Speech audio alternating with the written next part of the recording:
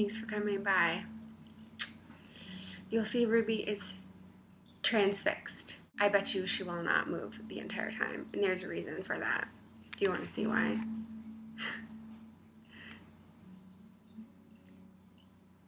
There's a hamster right there.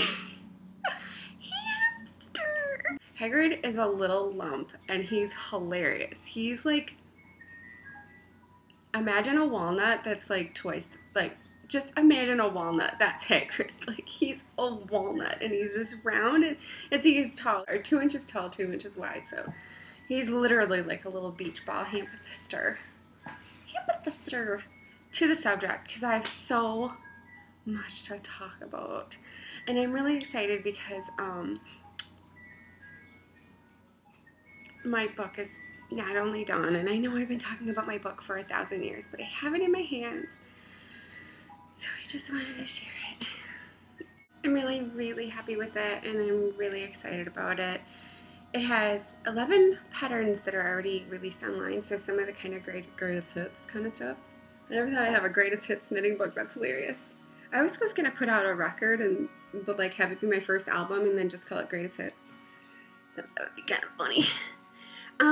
But anyway, 11 or 10 new patterns in it as well. So I'm gonna peek. It's quite sweet. They put little, like, you know, borders on there. The designer was awesome, and so I'm really, really happy with it. And it's out September 26th, so you can pre-order it now. This is the back of the UK cover. This is my friend Natalie May. Look at her. I mean, do you just die? I mean, is she just... She's unreal. And as beautiful as she is, that's what she is inside. You can just actually look at this picture and feel her just radiant beauty, energy, and love, and everything. I could not say enough about her. But anyway, she's wearing one of my prized possessions from the book. And they're so easy. I'll explain how to do it, because that's what I do for a living. I make stuff and then I tell you how to do it. On to other things. I have a new pattern, and it is 9 pages long, but it's not hard. Remember my woodsies that I made, and I made the little charms? The idea was obvious immediately that I wanted to make a charm bracelet with magical creatures, charms on them. So it's called the Care of Magical Creatures Charm Bracelet, because as you knit them, you're caring for all the magical creatures.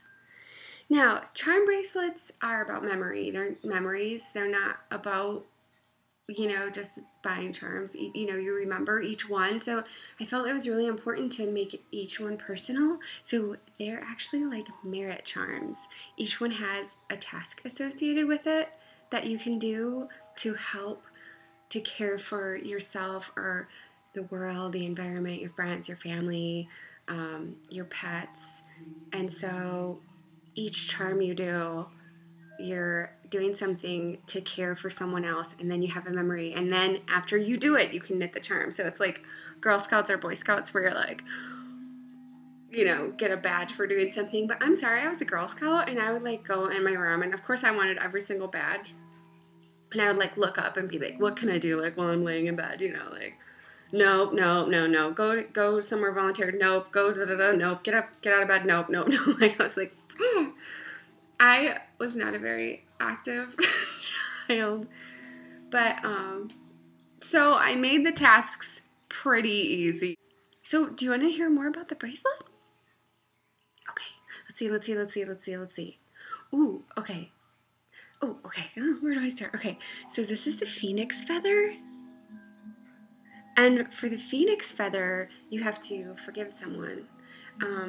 So you write down their name on a piece of paper, and then you burn it, and then, you know, you say, I wish for them everything I've ever wanted, and then you rise from the ashes of your forgiveness. So that's quite a big task, but once you do it, you can knit the phoenix feather. This is the hippogriff feather. So before you knit that, you have to let someone go ahead of you in line. And I mean, like, the extra credit is you have to bow like a hippogriff when you do it. So you have to be like, go ahead. Bow like Buckbeak Baby. I think that one's pretty funny. This is a mermaid's egg because they care for lost eggs. And for that, you have to cut up your plastic rings before you throw them away and cut up plastic bags and stuff so that you don't trap any sea life inadvertently. So they're just kind of like caring little tasks you can do, and then you can be like, I made the world a better place, one charm at a time. This one is one of my favorites, and it's the Mandrake charm. Oh my gosh, and he actually has ears. Wait, hold on. I can't see what I'm showing you. This is terrible. There we go. Look, he has little ears. Beetle, beetle, beetle. The thing about mandrakes is they just scream and whine and complain.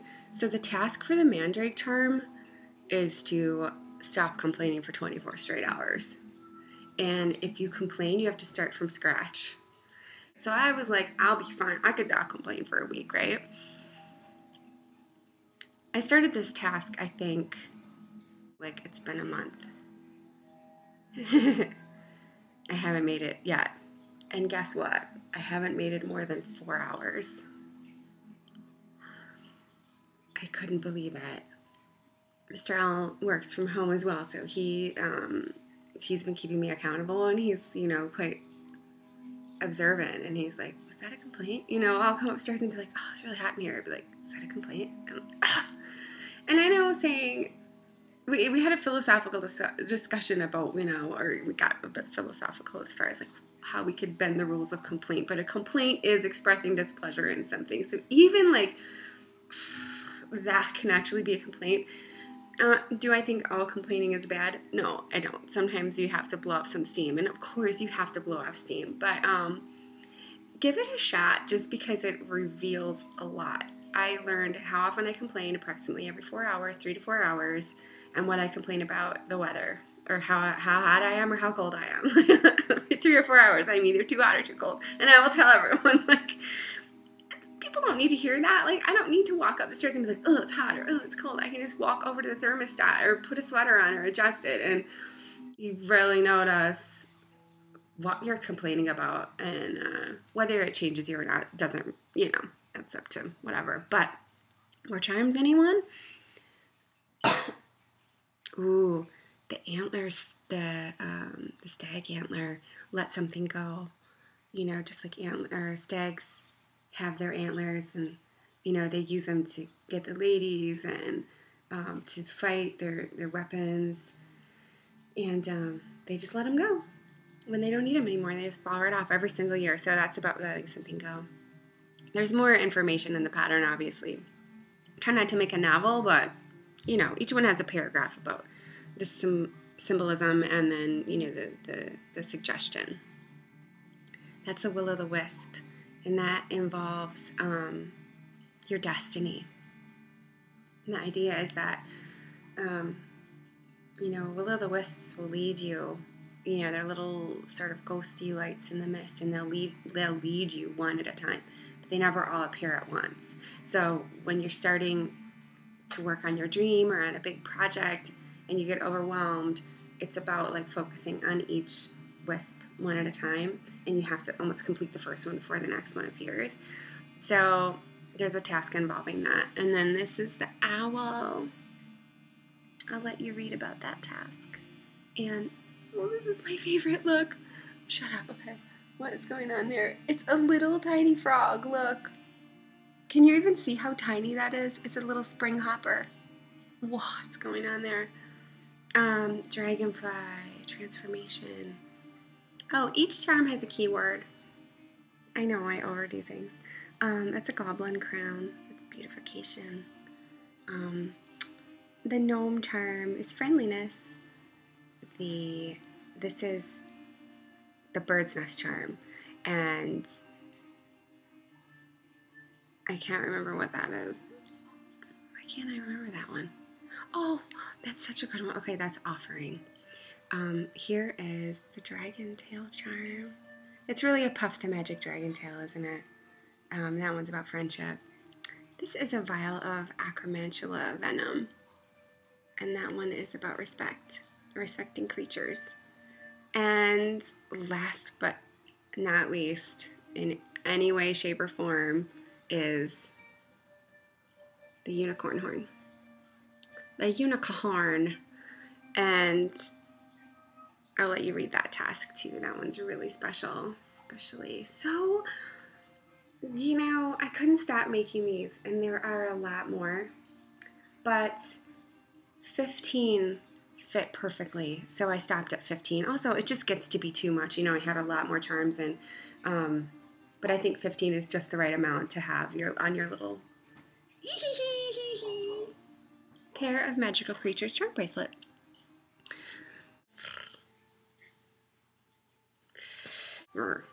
Now, other ideas. I thought it'd be so cute to make them into garland, you know, and string them. Or you could do like just the owl, or you can make earrings, or a necklace, or like sun catchers, like present toppers, pins, rings. Like, I want a mandrake ring, right? Let's just stick it in. Imagine, right? So there's so many uses for them. You don't have to do the charm bracelet idea if you don't want to. So let's talk about the bracelet. The charm bracelet itself.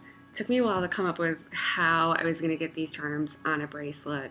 Because at first I was like thinking maybe something like this. You know, this was only $1 at Hobby Lobby actually. But they all kind of crammed together, and then I thought a chain. But the chain didn't have that like mobile quality that I really like about the... You could make a mobile. Mobile. I'm kind of messed up from living in so many different places. I actually don't know what it's called, but you know the little thing you hang over a baby's crib or your own bed, because I'm all about them. That would be so cute. You could even do just one of them or something like that. Anyway, this is just a cheap bangle with a single crochet all the way around it, and then you can attach the charm jump rings into that. There's a picture in the pattern of how to do it. You know, you grab the yarn and bring it through. You could even do a series of knot work, or you could wrap it. Anyway, these little cheap bangles you can find at any sort of dollar store, accessory store, Claire's, Walmart, Hobby Lobby, wherever, online. They're super duper cheap, and I just took one of these and crocheted around it. And then that way they kind of stand apart from each other. I got props. Okay, don't tell anyone I did that. So, there's got to be so much more that I need to tell you. Do you want to see my teapot? What is going on? It's a little elephant. My little teacup. My little teacup has a little rabbits on it. It's really cute. Okay. Well, I think that does it for me. Seriously, I actually think it's disturbing her, psychologically. Ruby! You love Hagrid? But you guys want to see Hagrid, don't you? Let me see if I can wake him up. That's the worst thing you can do to your hamster, but I'm gonna do it. A little bite to eat. And Ruby is ever interested. That doesn't actually show how cute he is, because you can't actually see him. He's so tiny. Anyway, so that's it for me. I hope you have a really good time making these charms and sharing them and swapping them and putting them as earrings and playing with them. Oh, and the other idea I had was that for practice, you could make them with bigger wool and bigger needles so that you'd have like kind of bigger ones, and then they'd be like little stuffies that you could just like have around, like Care of Magical Creatures basket with them all sitting in there. Like for this one, I did this. So that's an option if you hate tiny needles. Also, I suggest perhaps knitting them in larger needles if you've never worked on tiny deep pans in the round before, so you can get some practice. Thanks for stopping by and watching this Mondo video. September 26th, this comes out. I hope you like everything. I'll do a big video, and we're going to do a giveaway. We're going to have a lot of fun with it. And, yeah, and happy charming. And I love you so much.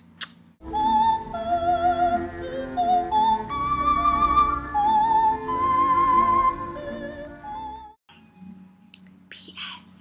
Rebecca just stopped by, so I wanted to introduce you guys to her. She's amazing, and she's been assisting me and helping me organize my nest and get all the feathers in order and do all kinds of stuff, haven't you? And some pattern testing and some knit things and go, this isn't working. I need to start from scratch, which is invaluable. Do you want to try it on? Yes, I do. She was here at the inception of the idea, and I did some of the other ones. Whee!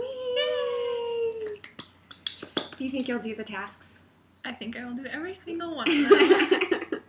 Do you think you'll be able to do the mandrake task? Let's see. I haven't done it yet.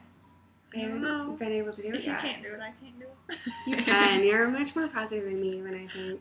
I complained about making my bed this morning, which is why I'm off for today. I didn't make my bed this morning. But did you complain about it? No. You're fine then. You're fine. So I'm kind of thinking that, like, you know, another round of them, like Charm Pack 2, will be stacked, so you just have 2 of them.